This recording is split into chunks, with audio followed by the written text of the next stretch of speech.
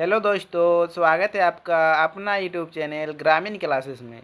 दोस्तों, जैसा कि आप सभी को मालूम है, ग्रामीण क्लासेस द्वारा मैं हूँ झारखंड एमसीक्यू सीरीज चलाया जा रहा है, जो कि ये कम्प्लीटली ऑब्जेक्टिव बुक है और चैप्टर वाइज बुक है, चैप्टर वाइज दिया हुआ है। तो हम लोग मैं हूँ झारखंड का थ्योरी एमसीक्यू बुक में झारखंड का भूगोल के बारे में हम लोग पढ़ने वाले हैं। और झारखंड का भूगोल में आज हम लोग प्रमुख नदी घाटी परियोजना के बारे में जानने वाले हैं। और जितना पीआईक्यू है और जितना ऑब्जेक्टिव क्वेश्चन है, सब देख डील करेंगे। और साथ ही लेटेस्ट पीआईक्यू भी है। और जेपीएससी जैसे सीजीएल के लिए बहुत ही इम्पोर्टेंट बुक है।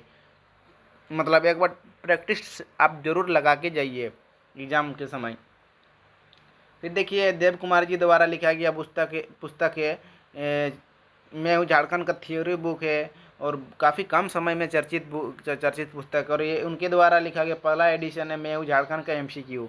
और best book for Jharkhand GS JPSC जैसे सीजन के लिए बहुत ही इम्पोर्टेंट होने वाला है। और दोस्तों, आप लोग क्लास से जुड़े रहिए, आप लोग क्लास में बने रहिए। बहुत इंपॉर्टेंट टॉपिक कराया जाएगा धीरे धीरे दोस्तों। तो दोस्तों, बिना देरी के स्टार्ट करते हैं। तो दोस्तों, बिना देरी के स्टार्ट करते हैं। जब हम लोग झारखंड की प्रमुख नदी घाटी परियोजनाएं, तो झारखंड की प्रमुख नदी घाटी परियोजनाएं के बारे में जब लोग क्वेश्चन करने वाले हैं, जो अगर आप लोगों के एग्जाम के लिए बहुत ही इंपॉर्टेंट साबित होने वाला है। तो दोस्तों, सबसे पहले आते हैं पहला क्वेश्चन। भारत की प्रथम बहुउद्देश्य नदी घाटी परियोजना कौन सी है? तो बहुउद्देश्य नदी घाटी परियोजना कौन सी है भारत की प्रथम? तो इसका सही आंसर होगा ऑप्शन ए। इसका सही आंसर होगा दामोदर नदी घाटी परियोजना, जो 1948 में जवाहरलाल नेहरू द्वारा इनका उद्घाटन किया गया था। और इसको आधुनिक भारत का मंदिर कहा गया था। इसको आधुनिक भारत का मंदिर जवाहरलाल नेहरू द्वारा ही किए थे, बोले थे। ठीक है। फिर भारत के प्रथम बहुउद्देश्य नदी घाटी परियोजना ये बहुउद्देश्य मतलब क्या होता है? बहुउद्देश्य मतलब जो एक से ज़्यादा आवश्यकता की पूर्ति करता है, उसे बहुउद्देश्य कहा जाता है। फिर नेक्स्ट आते हैं हम लोग, दामोदर नदी घाटी परियोजना किस देश की एक नदी घाटी परियोजना से प्रभावित है? तो ये किस देश की नदी घाटी परियोजना से प्रभावित है? तो इसका सही आंसर होगा दोस्तों टू का ऑप्शन बी, अमेरिका से प्रभावित है। अमेरिका की टेनेसी घाटी एक्ट से प्रभावित है, टेनेसी घाटी। ठीक। फिर नेक्स्ट आते हैं, दामोदर घाटी निगम की स्थापना कब की गई थी? तो इसका स्थापना कब किया गया था? तो 3 का 7 जुलाई, ऑप्शन ए होगा 7 जुलाई 1948 को दामोदर नदी घाटी का स्थापना किया गया था। फिर नेक्स्ट क्वेश्चन पे आते हैं, दामोदर नदी घाटी निगम देश को अस्तित्व में आया था। और ये क्वेश्चन SIPT 2017 में पूछा गया क्वेश्चन है। देखिए, SIPT 2017 में पूछा गया क्वेश्चन है। तो दामोदर घाटी निगम देश को अस्तित्व में आया, तो इसका सही आंसर क्या होगा? तो 4 का बी, 7 जुलाई 1948 को यह अस्तित्व में आया था। फिर उसी प्रकार नेक्स्ट क्वेश्चन, दामोदर घाटी निगम की स्थापना कब हुई थी? तो दामोदर नदी घाटी की स्थापना कब हुई थी? तो यह भी 5th JPSC PT 2013 में पूछा गया क्वेश्चन है। तो 5th JPSC PT 2013 में पूछा गया ये क्वेश्चन है। तो इसका सही आंसर क्या होगा? तो आप लोगों सभी को पता है, इसका सही आंसर होगा ऑप्शन डी, 1948 में। जिस प्रकार देखिए प्रीवियस ईयर क्वेश्चन भी सम्मिलित किया गया इस बुक में। और क्वेश्चन प्रीवियस ईयर क्वेश्चन, उस टॉपिक से रिलेटेड क्वेश्चन, उस टॉपिक से रिलेटेड जहाँ से पूछा गया प्रीवियस ईयर क्वेश्चन, बहुत सुसज्जित ढंग से सजाया गया है। दामोदर घाटी परियोजना में बांधों की कुल संख्या है। तो CD मतलब DY कलेक्टर 2006 और SIPT 2017 में पूछा गया क्वेश्चन है। तो 6 का सही आंसर होगा 8 ठो बांध है दामोदर घाटी परियोजना में, बांधों की संख्या 8 है। फिर नेक्स्ट क्वेश्चन आते हैं, दामोदर घाटी निगम का मुख्यालय कहाँ है? तो दामोदर घाटी निगम का मुख्यालय कहाँ है? तो इसका सही आंसर होगा क्या होगा दोस्तों? तो 7 का ऑप्शन नंबर C, तो ये कलकत्ता में इसका मुख्यालय है। फिर नेक्स्ट आते हैं, दामोदर घाटी परियोजना पर कितने तापीय विद्युत गिरिया का निर्माण किया गया है? तो कितने विद्युत गिरिया का निर्माण किया गया है? तो 8 का ऑप्शन ए, 3 ठो तापीय, देखिए याद रखिएगा, तापीय विद्युत गिरिया 3 ठो निर्मित किया गया है।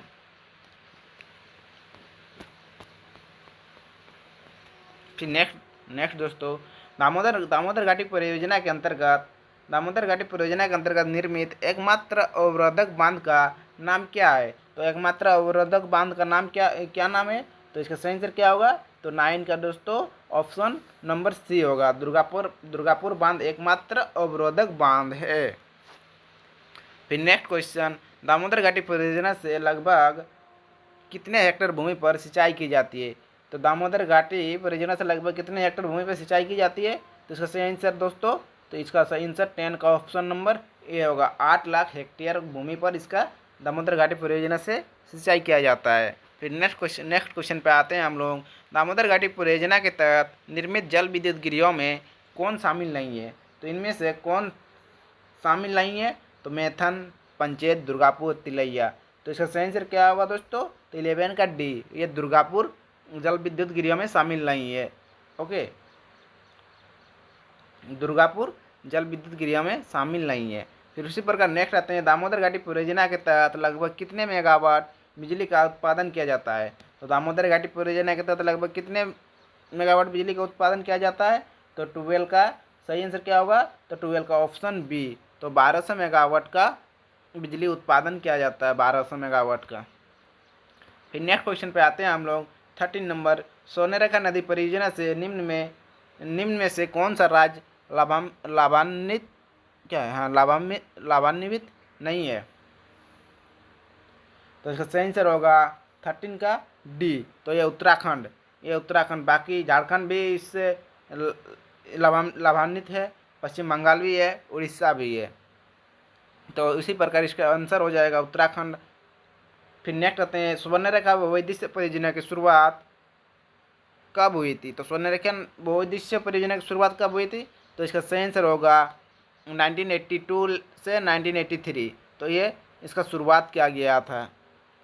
फिर नेक्स्ट आते हैं, स्वर्णरेखा भूविद्युत परियोजना का संचालन किसके सहयोग से किया जा रहा है?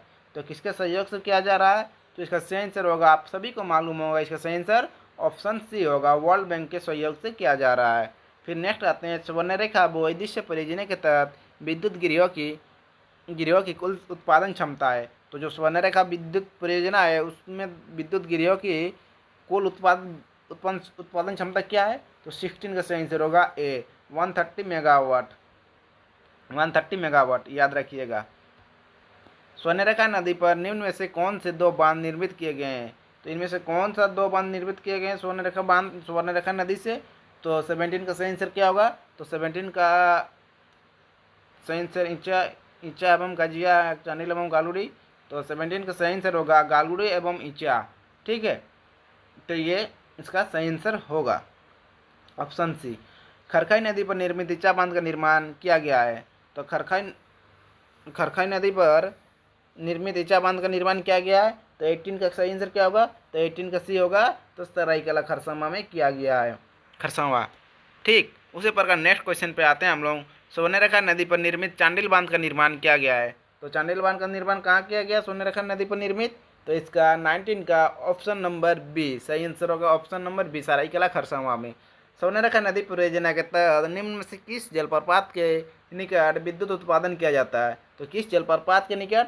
तो 20 का सही आंसर क्या होगा? तो 20 का ऑप्शन नंबर ए, हुंड्रू जलप्रपात।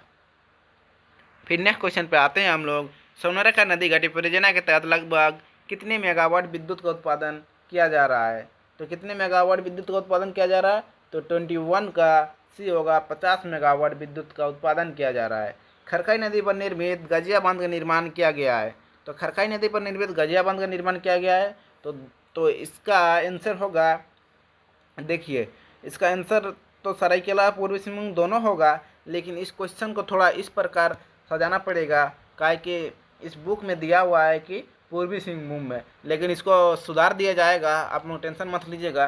काहे कि देखिए पूर्वी सिंहभूम जमशेदपुर पड़ता है और सरायकेला खरसावां क्या पड़ता है? तो ये सरायकेला जिला पड़ता है। तो एक खरखाई नदी गजिया बांध ना पूर्वी सिंहभूम में भी टच करता है और सरायकेला भी टच करता है। तो इस हिसाब से हमको लगता है काहे कि एग्जाम में आएगा ना तो एक ही जिला के बारे में आएगा, काहे कि इस बुक में 2 दे दिया गया है, तो एक ही जिला के बारे में बताया जाएगा कि पूर्वी सिंहभूम में पड़ता है कि सरायकेला। तो ये आदित्यपुर है ना, सरायकेला खरसावां, तो ये आदित्यपुर में ही, तो सामने आदित्यपुर में गजिया बांध, उधर आदित्यपुर के उधर थोड़ा घुसना पड़ता है, और पूर्वी सिंहभूम भी टच करता है और सरायकेला में भी है गजिया बांध। तो दोनों में थोड़ा कंट्रोवर्सी तो होगा ही, लेकिन आप लोगों को ऑप्शन के हिसाब से आंसर मारना पड़ेगा, तो इसका दोनों ही होगा। ठीक है, तो उसी प्रकार इसको देखिएगा, अगर एग्जाम में आता है तो ये दोनों ऑप्शन एक साथ नहीं देगा।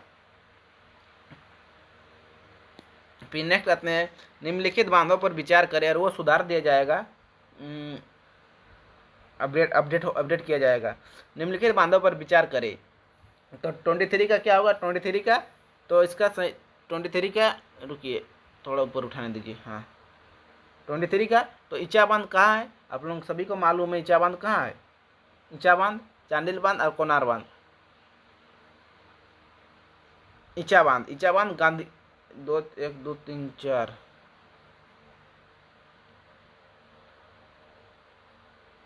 3 2 इचा बांध, गाजिया बांध, चांडिल बांध। ये क्वेश्चन थोड़ा दूसरा टाइप का है दोस्तों, इसको देखना पड़ेगा। सब तो बांधे दिया हुआ है ना, तो इसका ऑप्शन क्या है, आंसर में क्या दिया 23 का, तो 23 का देखना पड़ेगा। 23 का सी दिया 1 3 4 6, 1 3 4 6, तो 1 3 4 6 इसके बारे में, इंचा बांध है, तिलैया बांध है, चांडिल बांध है, गालूडी बांध है, तो इंचा बांध और 1 3 चांडिल बांध, गालूडी बांध, गाजिया बांध। अच्छा, इस क्वेश्चन में मतलब हो गया दोस्तों, ये सब बांध एक ही जगह है। देखिए ये सरायकेला में, मतलब जो सुवर्णरेखा नदी है ना उसी पे बना हुआ ये सब है। देखिए चांडिल बांध, ये मतलब गालूडी बांध, गजिया बांध, इंचा बांध, ये सब इस क्वेश्चन में दूसरा कुछ था शायद। तो दोस्तों इस क्वेश्चन के बारे में थोड़ा अपडेट होकर आप लोगों को बता देंगे, ठीक है।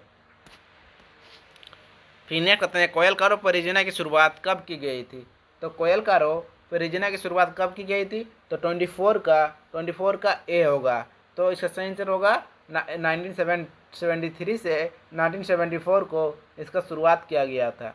कोयलकारो परियोजना इनमें से किस नदी से संबंधित है, तो कोयलकारो परियोजना निम्न में से किस नदी से संबंधित है, तो इसका सही आंसर होगा दोस्तों 25 का डी, कारो और दक्षिणी कोयल, ये दोनों नदी से संबंधित है। फिर उसी प्रकार नेक्स्ट आते हैं हम लोग, कोयलकारो परियोजना को किस वर्ष बंद कर दिया गया था, तो 26 का क्या होगा, तो 26 का सही आंसर होगा ए, 2003 में वहाँ के स्थानीय जनता द्वारा विरोध किए जाने के कारण कोयलकारो परियोजना को बंद कर दिया गया है।